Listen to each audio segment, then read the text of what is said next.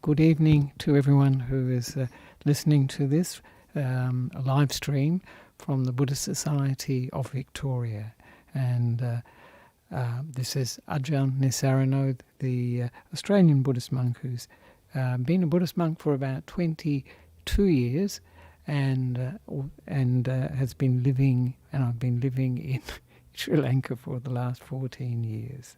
So that's myself, for those who don't know me. And this evening, as usual, we have a meditation program, and usually start with an introduction and then have the guided meditation. And if there are any questions, we can have, or comments or complaints, we can have them at the end of the after the meditation. And it's a very nice night for meditation because it's cold and wet outside. And also very nice for you to have live streaming, so you don't have to come out in the cold weather, and you can be at home and be comfortable and do the meditation from home. And in actual fact, when we close our eyes, isn't it, we are actually, we could be anywhere. And so in a sense you could be here. Though I always find when we have the meditation in a group, there's a certain energy that goes with it. But nevertheless, when we close our eyes, you can be here. You can imagine yourself here if you've been here before. So this evening, as usual, I like to have a theme for the meditation, and it was one that I think is relevant for nearly all of us, actually. I'm sure it is. And it's making peace or accepting the imperfections in ourselves, others, and in life. And I think this is a really important sort of subject, because we can find that wanting things to be perfect leads to a lot of suffering or troubles in our lives and a lot of difficulties. And we have the idea that if things are perfect, we'll be happy. We'll get this sort of happiness because everything will be the way we want. But is that true? We can ask ourselves, is that true? Do we have to wait to get everything perfect before we are happy? And it makes me reflect that life is often what I call untidy. It's not neat. It is imperfect. And in a sense, it is unsatisfactory. It's not the way we would want it to be or we expect it to be. And I think very much at this time with the COVID-19 outbreak, it's a big teaching about this, really, that we have to deal with life not as we wish it to be or want it to be, but as it is now. And interestingly enough, many meditators I've spoken to have actually found it to be an opportunity for their meditation, for their understanding of Dhamma, the Buddha's teachings. So in fact, it may in some ways be a blessing for some people. And the imperfections that we see in life, it includes all aspects of our lives, really. Our bodies, they may not be the way we would like them to be. They may not work the way we wish them to work. But I always think of people whose, bodies are in an incredibly bad condition, and I think of Ajahn Brahm. She was the founder of the nuns' monastery in Western Australia, Ajahn Brahm. And she has this medical condition, MSA, I think they call it, multiple system atrophy. It just means everything's breaking down due to the areas in the brain. And she can't walk and she can't talk, and most things she can't do. But when I visit her, which is every year or so, when I go to Perth, I see her. She's very happy. And I think, my goodness, that's really a very imperfect body, and yet she is able to come to terms with it. And of course our imperfection, the mind is imperfect as well. Our minds are imperfect, and others will always be imperfect, and situations in life will never quite be the way we want them to be. So one of the translations I have for the term, the Buddhist term, we have a famous Buddhist term, dukkha, and dukkha is usually translated as suffering, isn't it? But it can also be translated as unsatisfactoriness. That's not getting what you want, which is the first noble truth of suffering. But in that vein, it can be also the imperfection of life, that it's never perfect, never quite the way we want it to be, or if it is, only for a very brief time. So that this is another translation in my mind that's very, very useful. I quite like it, actually. Imperfection is like a characteristic of all existence, you could say. And what is the cause of imperfection and that we find in the world, in ourselves, in our bodies? I think someone's knocking. It's the main cause for the whole of the unsatisfactoriness, the imperfections in life, is due to impermanence. This is some change, or that quality that nothing lasts. It's the Buddhist term, anicca. And because things are always changing, they don't remain stable for very long. It is not possible to get something perfect, to make it stay perfect. It will change. And we see that in life. So this change is part and parcel of existence. And a very good example of that is relationships, isn't it? When people start out a relationship, they often think their partner is perfect. But after some time, that opinion changes. And sometimes it's incredible that it can become completely the opposite. And then the relationship will fall apart. So that's one of the main reasons that we find imperfection in life, is because of this impermanence. Because nothing lasts, there cannot be a permanent happiness. That's a perfection in many people's minds, this permanent happiness that's always in the future. And nor can there be a permanent me or mine. These things are all temporary, they're all changing all the time. The other aspect of why there is imperfection is, of course, due to expectations. And this is the main thing, the expectations of ourselves, others and situations. And of course, we can ask ourselves what we think is perfect.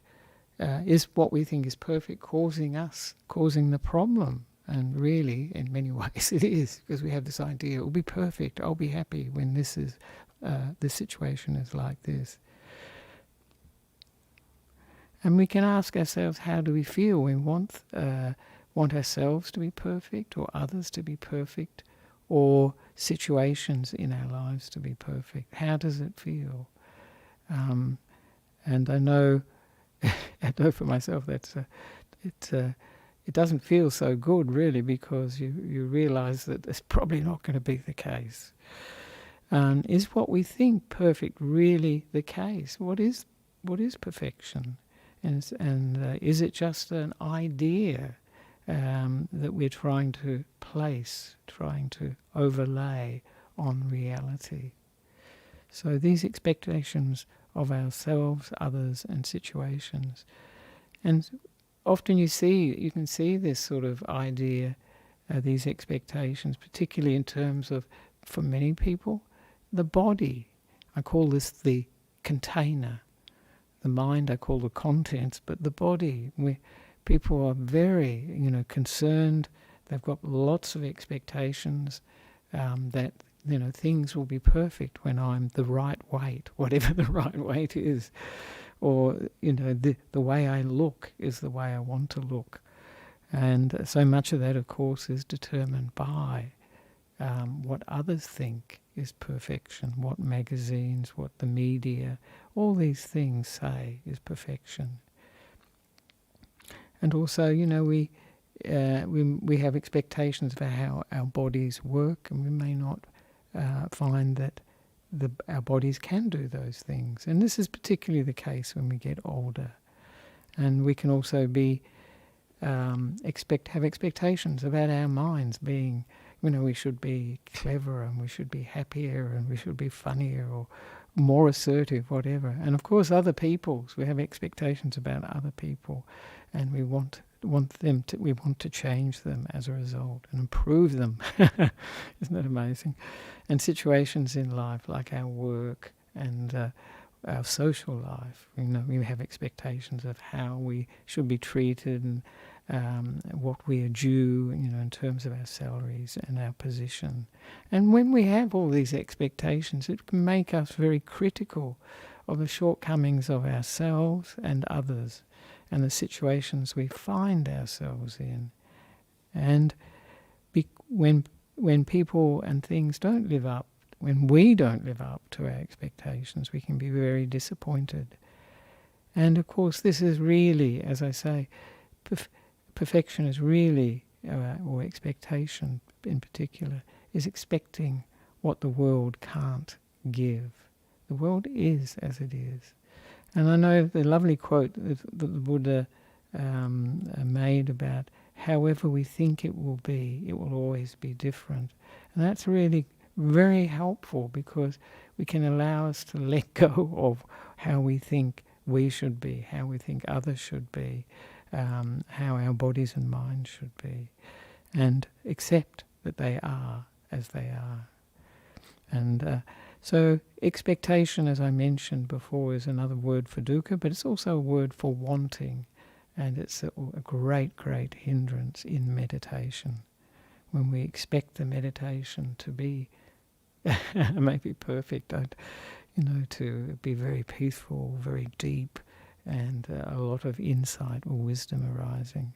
The other area that is related, of course, is judging, because this idea of perfect and imperfect, it just relies on this judgment, this judging of ourselves, others, of situations. And as I say, those judgments are so affected by what others say, what the media says, what advertising says.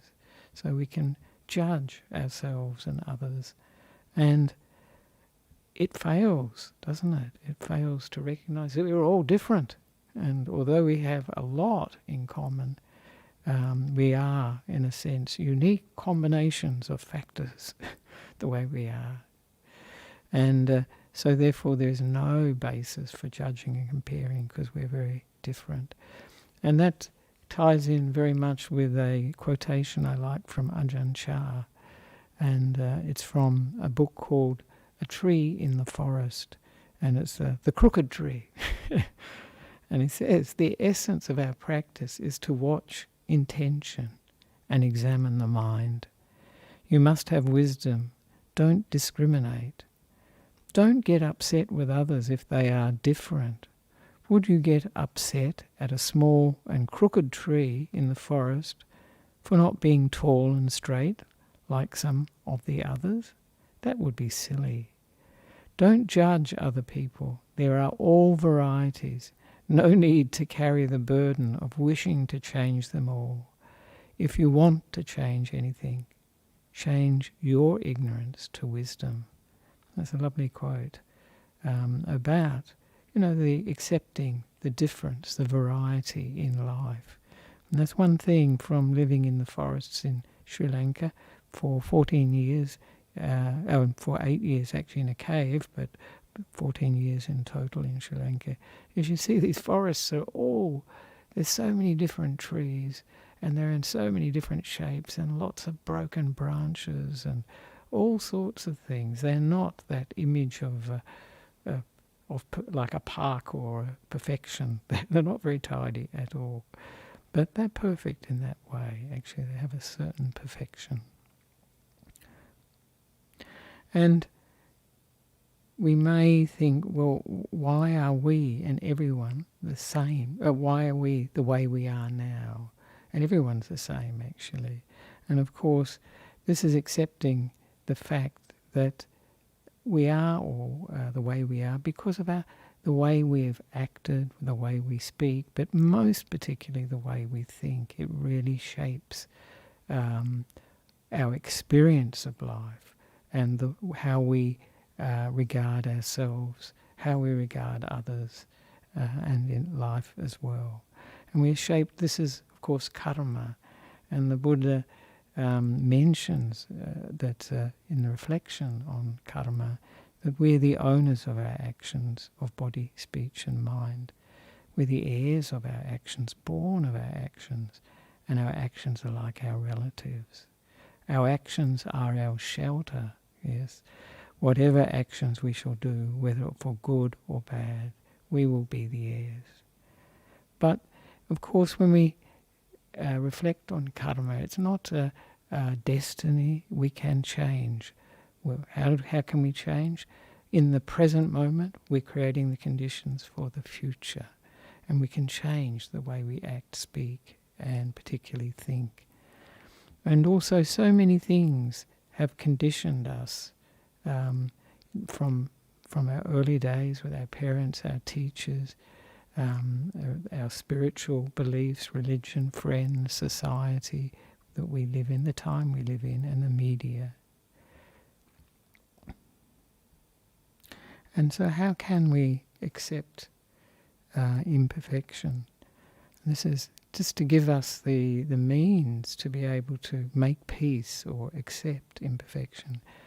And one of the ways that I find useful is to reflect that it is natural. Imperfection is natural.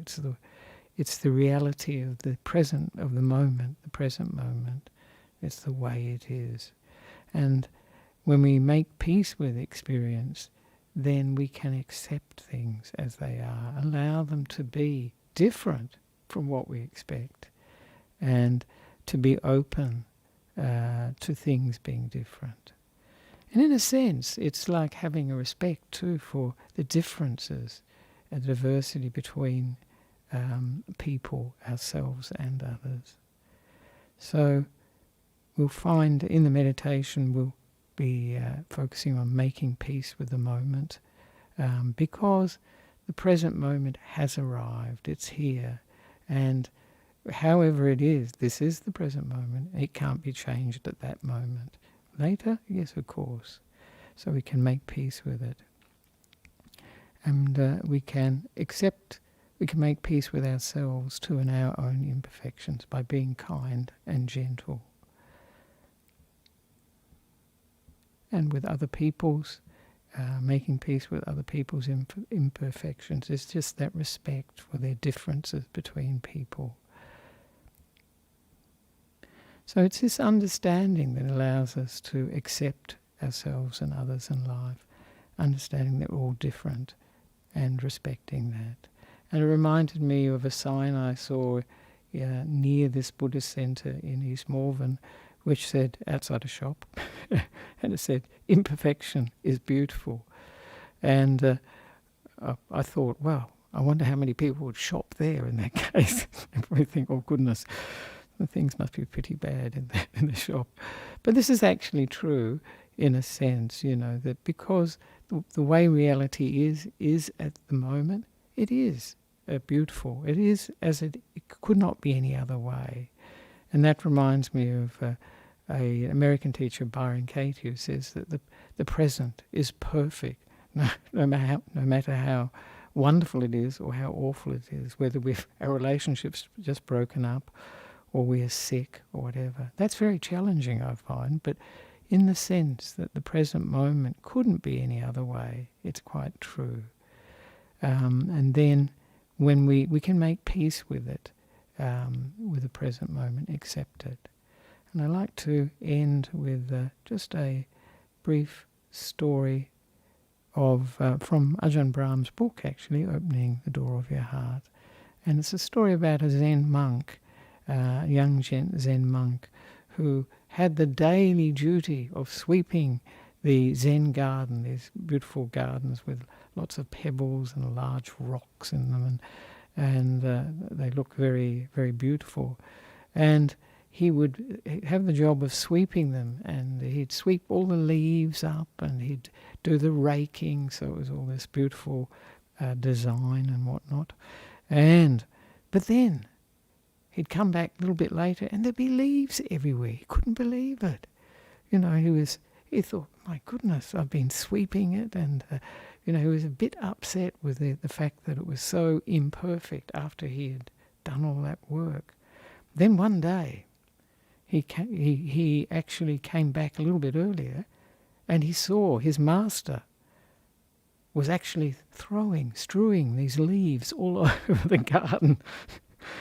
And it was a teaching for him that this is natural, that leaves will fall are natural. And in a sense, it's quite a beautiful thing. And the garden may not be as he thought, the young monk thought it should be, but that's how it was. That was in the moment. And that shows how often when we want things to be perfect, how we're trying to impose an idea on reality. And you see that when people have these gardens with all the trees in line and all this idea. And people will think that's beautiful. But a forest is not like that. So I'd like to just finish there, and that's just the preamble or the introduction for the meditation. And now we can have about 45 minutes of the guided meditation. So if you'd like to find somewhere that you're comfortable sitting,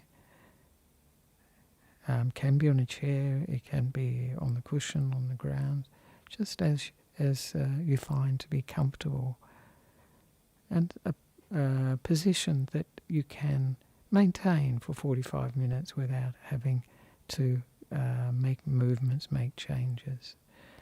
And so the first thing, of course, we do is come into the present moment and just leave the past and the future behind.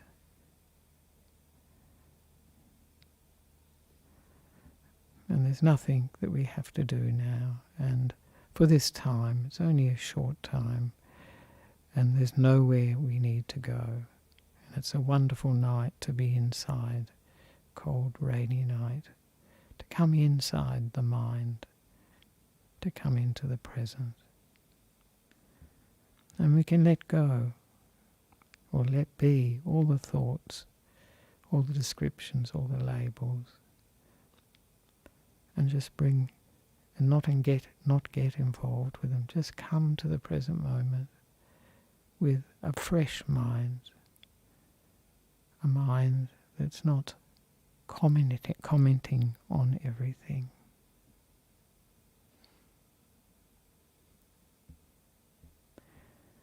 And we can just feel how the body is, and we can first of all have a sense of it being balanced, the head over the shoulders and the shoulders over the hips, a sense of freedom of movement, but of ease, not stiff, very relaxed, but balanced.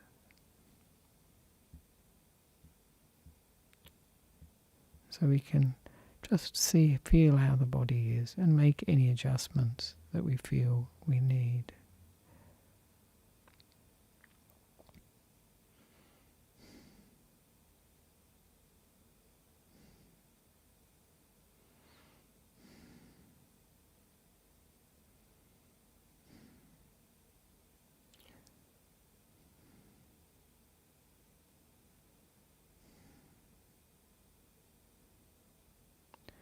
Now we can mentally relax the body, starting at the top of the head, including the back of the head and the side of the head. Relaxing, soothing the top of the head, the back of the head and the side of the head. Giving this warm mental massage.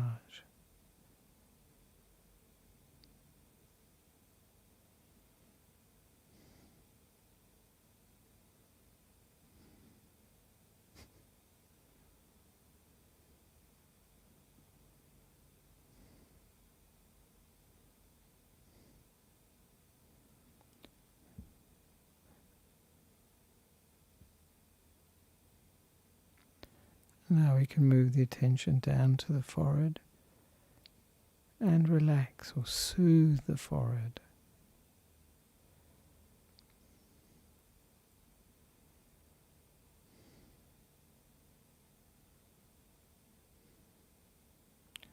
And then move to the area around the eyes, really soothing, massaging, relaxing that area.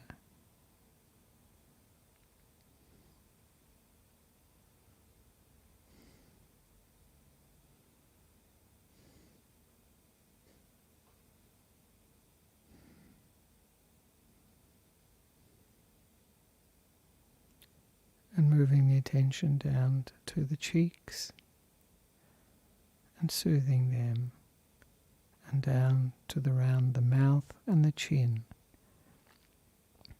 Relaxing, soothing, giving this warm, kind attention. Allowing them to relax.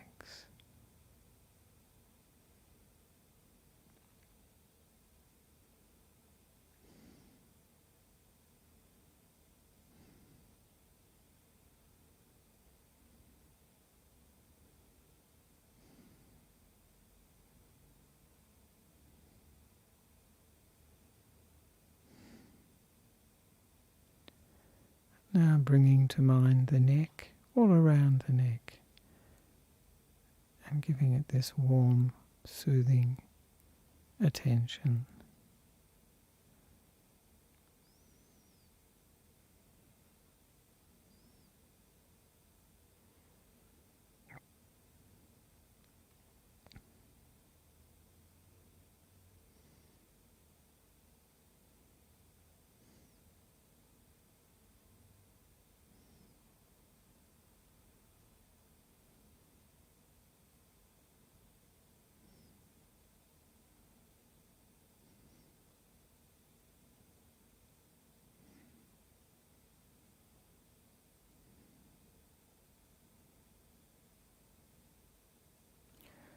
Now bringing to mind the right shoulder, starting at the neck and moving our attention along the right shoulder, relaxing it, mentally massaging the right shoulder.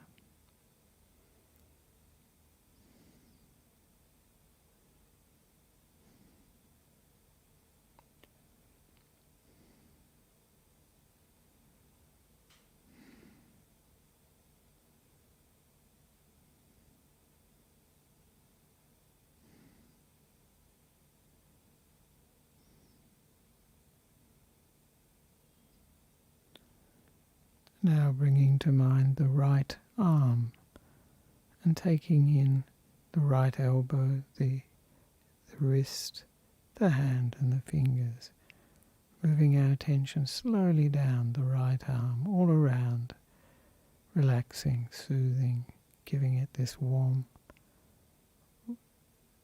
kind attention.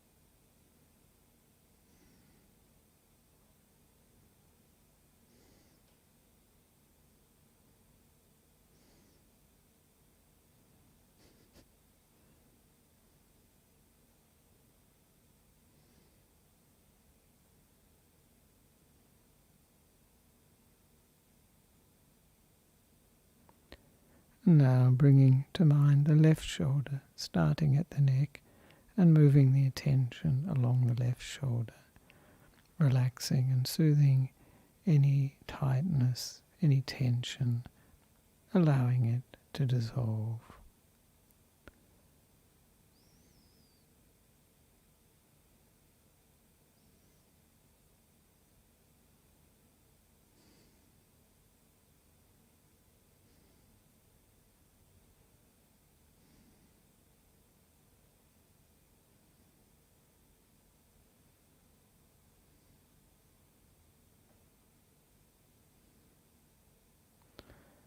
And now bringing to mind the left arm, starting at the top of the left arm and including the elbow, the wrist, hand and fingers, and slowly moving our attention down the left arm, soothing, giving it this mental massage.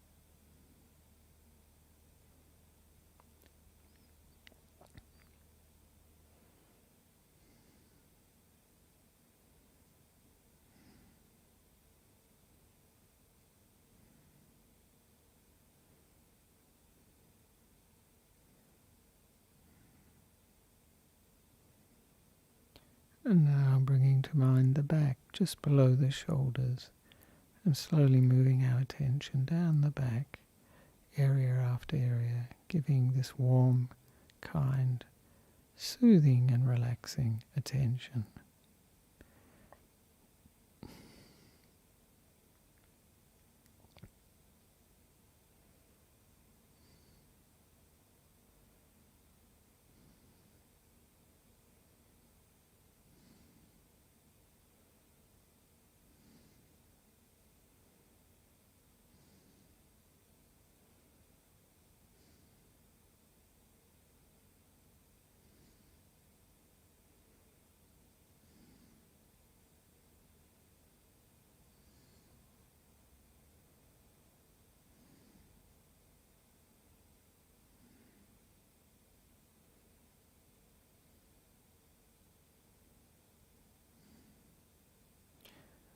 Now bringing to mind the front of the body, starting just below the shoulders and moving our attention to include the chest, the diaphragm, the stomach and the abdomen below it.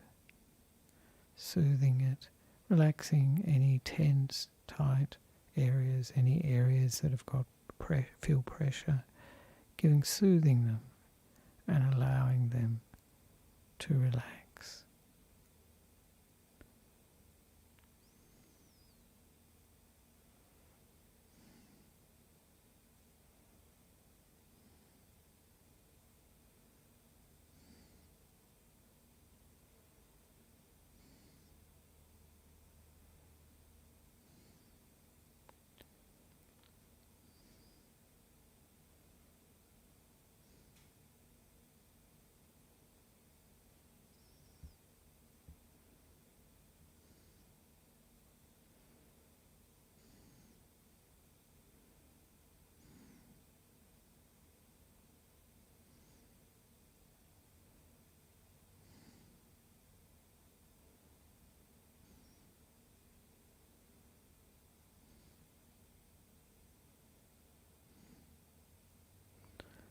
And now bringing the right leg to mind and starting at the top of the right leg, moving our attention down the right leg, all around it, to include the knee, the ankle, foot and the toes of the right leg, giving it this kindness, this warmth.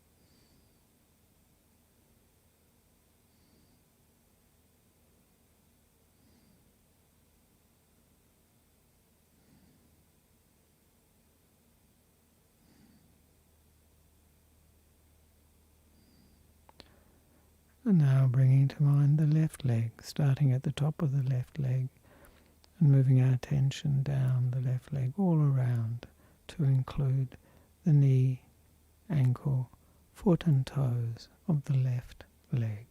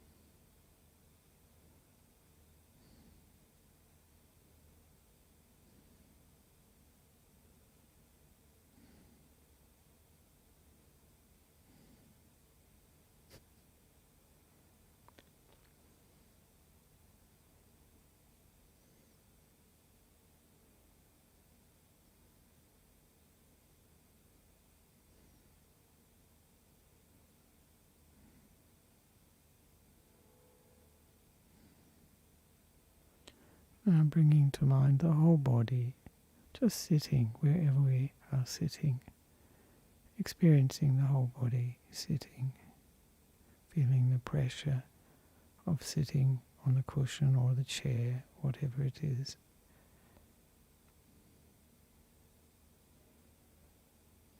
The contact of the clothes, the temperature, all these things.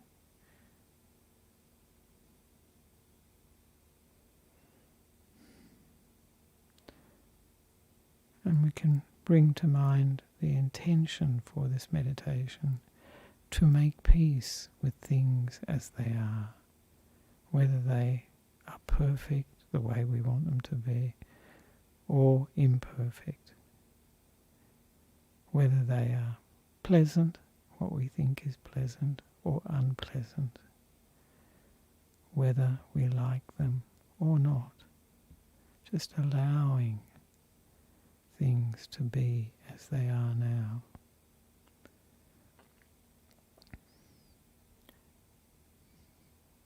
And getting in touch with this feeling of making peace with things as they are.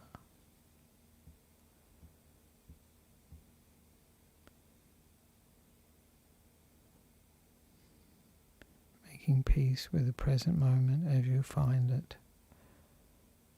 Not trying to rearrange the present moment, improve it or fix it up. No need to judge the present moment.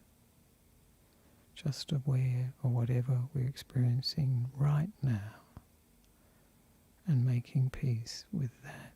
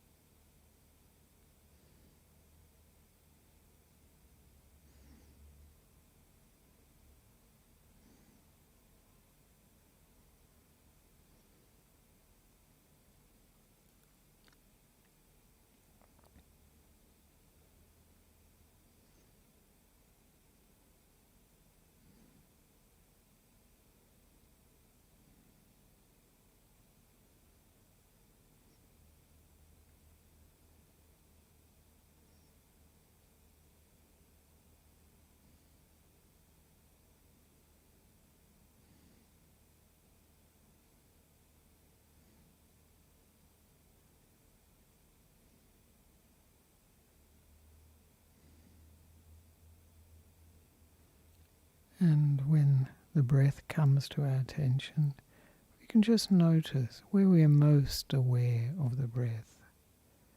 Is it at the nose? Is it in the throat? In the chest? Or the stomach area? Wherever we're aware of it. And just to use this point as a reference point. So the mind has something that will keep it from wandering so much. Just as a reference point in a very gentle way. And as the meditation develops, we can sink in to this point in the breath, wherever we're most aware of it. And just use it as a reference point. And as we're breathing in, we can make peace. And as we breathe out, we can make peace with whatever we're experiencing. Being aware of that reference point and this feeling of making peace, accepting whatever is happening in the present moment, letting it be.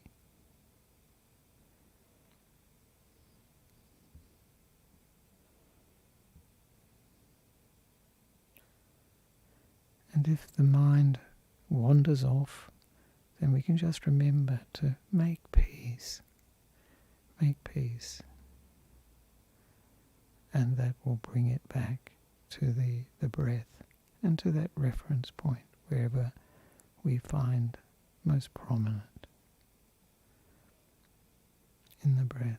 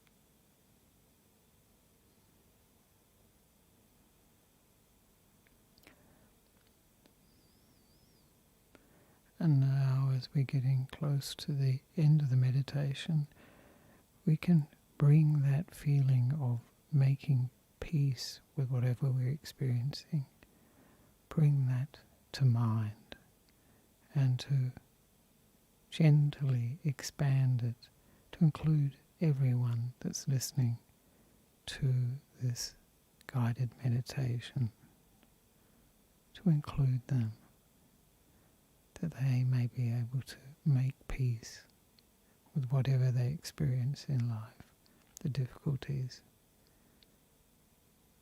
the imperfections.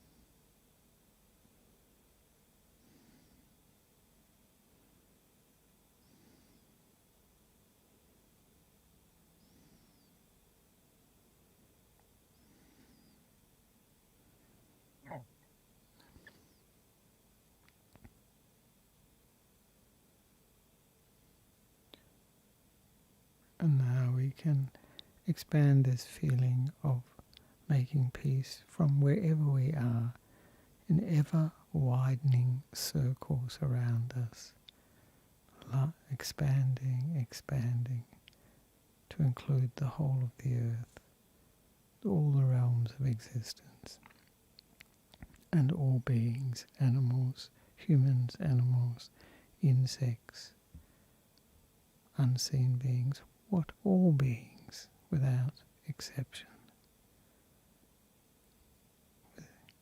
sharing with them, radiating this feeling of making peace, soothing them.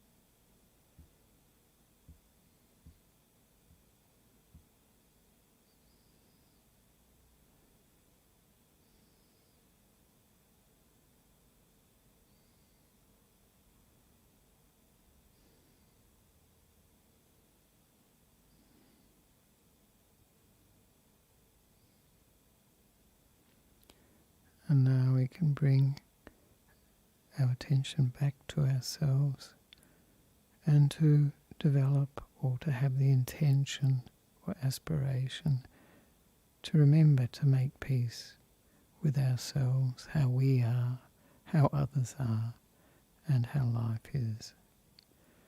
And to anchor this feeling of making peace in the heart.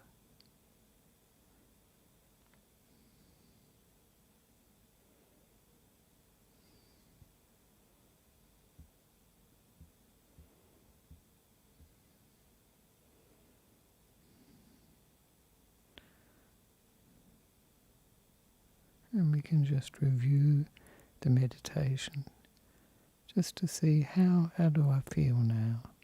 Is it any different from when I began? Was I able to make peace with things as they are?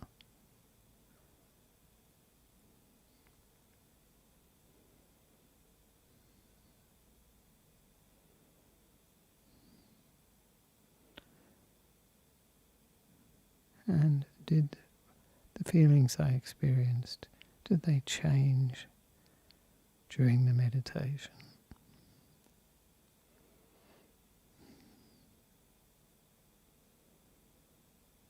And lastly, what caused these feelings that I experienced to arise?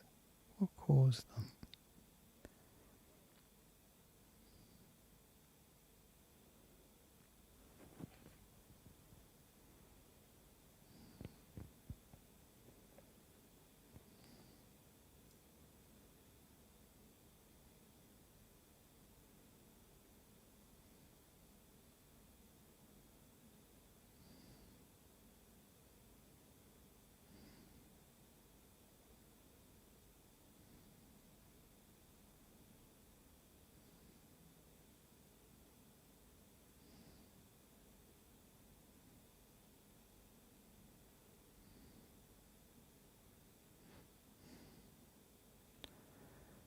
And now we can slowly come out of the meditation by opening our eyes slowly and moving the body to make it more comfortable.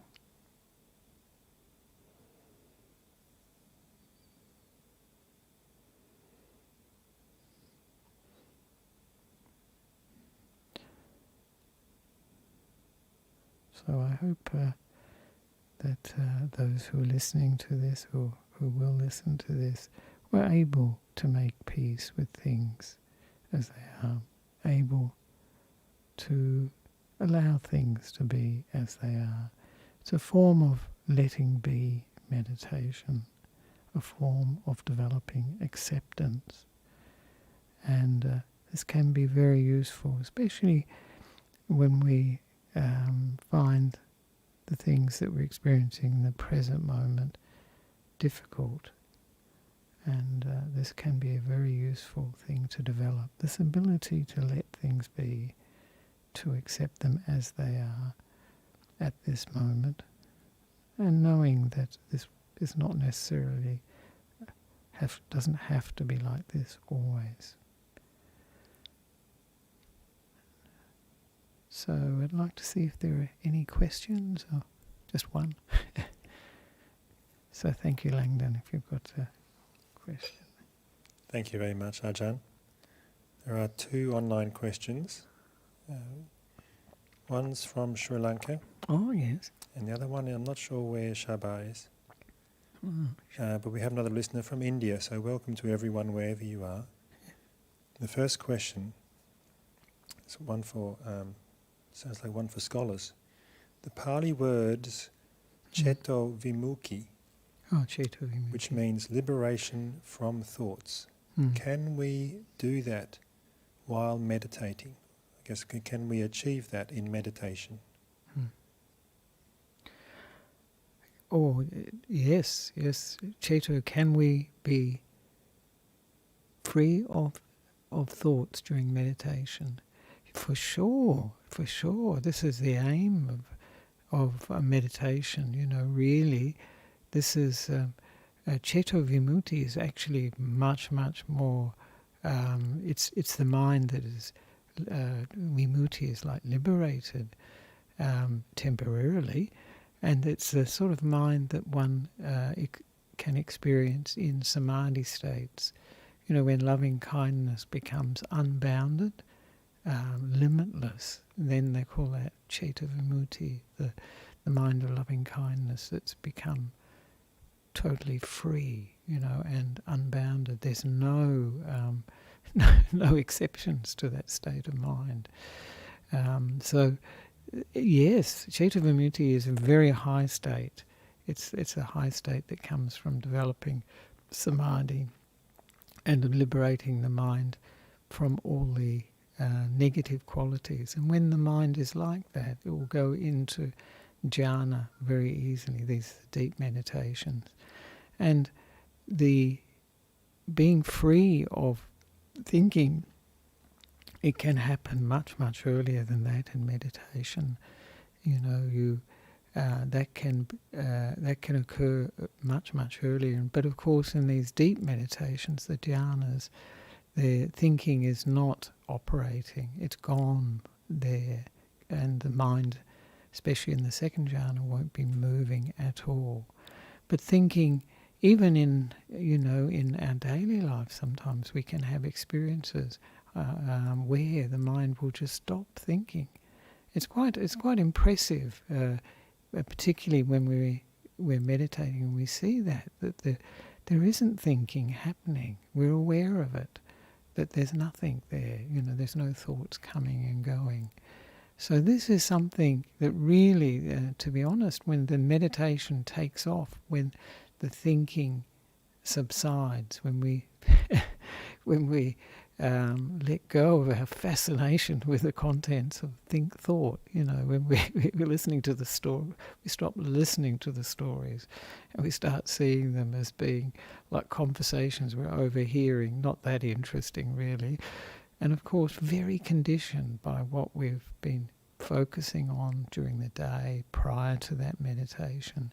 So really, I'd say, yes, meditation is aimed at letting go of the thinking, because thought is always in the past. It's always a description of what's just happened. It's not the present, and it doesn't have that freshness, that flexibility of the present, the awareness in the present moment. I know for many people they think that if you're not thinking, how can you be aware? But in actual fact, for a meditator, they are aware that thinking is one thing, but awareness is quite separate. We can be aware of thinking, we can be aware there's no thinking. And we're perfectly mindful, we're perfectly aware. So yes, no, it is possible. Ceto vimutti is that boundless state of the mind, and when it's liberated temporarily. And I think even in the Dhammacakkappavattana Sutta, when the Buddha became enlightened, he talks of the mind being ceto vimutti, but unshakably, so this is, possible. And in fact, when people have that experience that there is no thinking, it's like they've been, in a very noisy place, and suddenly all the noise is gone. It's really silent, and the contrast is so obvious. It's so pleasant, really, and that's an experience that I think gives meditators a lot of encouragement when they have experiences like that, and see that awareness is so much clearer when it's not taken up with all the interference of thinking. So I hope that answers the question about ceto vimutti, liberation of the mind. And the last question, Ajahn. This person has sneakily snuck in 4 questions in one, actually. Oh, 4 in 1. Dear Ajahn, does that mean... I think that means the topic of just being at peace with the present moment. Does that mean we should not troubleshoot our meditation? Is it enough to be patient and let it happen without measuring progress? Then, how does a change occur? How to set causes? Right. Yes, when we make peace with, I think, the first part of it is... So, does that mean we should not troubleshoot our Troubleshoot. Try to work out what's going on? Yes. Troubleshooting, yes. Well, I think that the problem with troubleshooting is, of course, that it disturbs the meditation. It's sort of like critiquing it. But after the meditation, there's no problem to look back and reflect on how it was, like we did at the end of that meditation. No problem at all. And more, I would think, to see what worked in the meditation. That's how I tend to look back on the meditation. Because if we do troubleshooting as we're going through the meditation, this is a critical mind, really. This is a measuring mind. And that mind, it won't become limitless like we're talking about ceto vimutti. It won't become content. It will always have that element of negative energy of, being critical or looking for the faults. When we develop loving kindness meditation or friendliness meditation, we're looking at what's right, all the good things. So I think it's troubleshooting is fine at the end of the meditation, but more to look at it in a positive sense of what worked, what went well. You can look at what didn't work, but then ask what would work better than that, because that's going to be the case. Some people may find making peace doesn't work for them. For me it does, because I think of that saying, make peace, not war. I think it used to be make peace, not war. Or I think John Lennon used to say to end the war. This is in ourselves. And So that aspect of troubleshooting may be during the meditation. It will derail the meditation for sure. It will. Maybe you can be aware or make peace with the troubleshooting mind that's occurring at that time, and allow it to settle down. Because meditation is really about, developing this contentment in the present moment, being to bring this stability to the mind, bring some steadiness to the mind, so that then it's got strength for looking at, looking deeply into our lives, looking deeply into Dhamma. So the next one was troubleshooting, and the next is. I think that sort of more or less covers all the questions. It just finishes with, how does a change occur if we're not measuring the progress? Mm-hmm. Oh dear! If Ajahn Brahm hears that word measuring, he's really off and running, because that sort of comparing mind won't help us to bring the mind to one-pointedness, because we've always got something else we're comparing it to.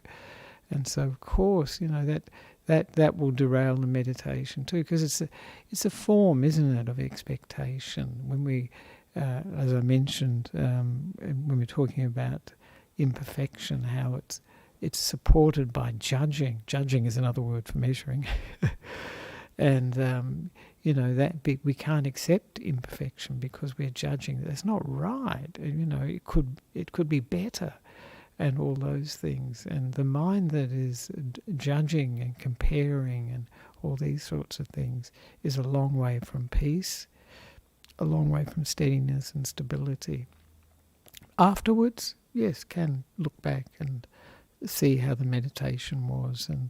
But I think better to think, well, what worked, and how can I build on that?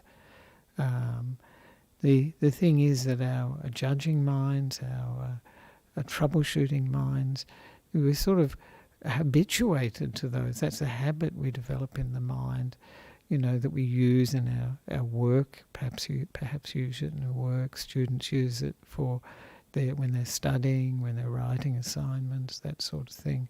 And it's very much what education develops in us, conditions us, to see what's missing, what could be better. And this sort of judging mind, this sort of measuring mind, troubleshooting mind, has its uses for sure, but it has its limitations too. And in meditation, it'll tend to derail the meditation, because the meditation relies on reducing the 5 hindrances. And one of those hindrances, which is where troubleshooting, judging, comparing, measuring comes from, is to a certain extent is coming from the negativity of aversion. Things are not the way I want them to be. How can I control, manipulate things so that they can be the way I want? And of course, this is a second noble truth, of suffering. This is what causes the problem, trying to control, wanting things to be other than they are at this present moment. So this is what I would say, these qualities, you can use them after the meditation, yeah, it can, but more in a more positive sense of what would really support, what would help, what worked, rather than what didn't work and a critique. I think that is not so useful, especially during the meditation. And you'll see the effect it has on the mind anyway. And so very often too, when we judge, when we measure, when we compare, what's driving that is a sense of self, who we are. But we have got this. We're looking on these things and judging them, or comparing them, or troubleshooting them. And as I say, it's that sense of self really that is part of that sort of quality as well. So I hope that was useful, and I hope you don't shoot your meditation too much. So thank you very much, and I hope those that were listening to it this evening or who listen to it in future find that useful, being able to make peace with things in the present moment. And as I say, it doesn't mean it has to be that way all the time, but certainly whatever we're experiencing in the present moment has arrived. It's like this now. And so we can, if we can make peace with it, that is a very useful thing to be able to do. And particularly when our minds can be, can be difficult. They can be out of control, running on a particular, in a loop or whatever. They can be repetitive thinking going on. And that ability just to be able to make peace with it will allow it to settle, will allow it to subside. So it's very useful to use to be able to develop this, and then the meditation will become that much more peaceful, stiller. The mind will become more energized, and then we can see more clearly. So I hope this will be of use to you now and in the future. Thank you for listening, and I think that will be it for the evening. And those who would like to, I'm going to pay respects to the Buddha, Dhamma and Sangha. You're welcome to as well.